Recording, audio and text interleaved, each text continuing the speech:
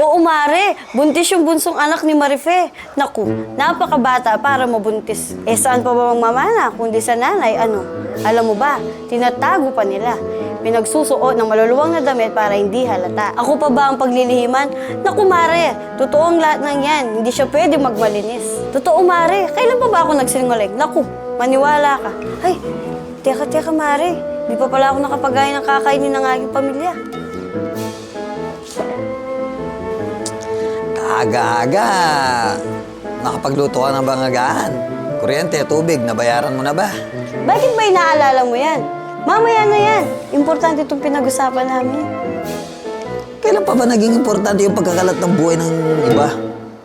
Hindi mo na nga nagagawa yung gawaing bahay sa kakachismis mo? Importante ba sa yung nakasiraan ng buhay ng iba? Akala mo nakakatuwa yung ginagawa mo? Kinabubusitan ka ng mga kapitbahay dahil sa ginagawa mo. Ano ba nang mapapala mo? Kasi feeling mo, bida ka. Dahil sa'yo nanggagaling yung mga impormasyon. Akala mo natutuwa sa'yo yung lahat ng mga tao. Bakit? Hindi ba? Kung hindi dahil sa akin, hindi mo lalaman ng mga kapitbahay na yung bagong lipa dyan ay nagbebenta pala ng katawan. Kala mo kung sino maganda, maruming babae pala.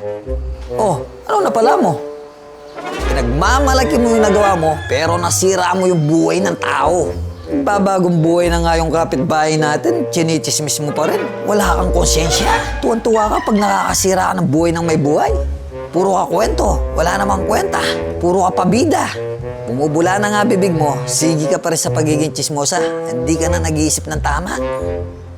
Gusto mong malaman kung sinong tatay ng batang nabuntis na chinichismis mo? Tanong mo sa anak mo. Mag-usap kayo.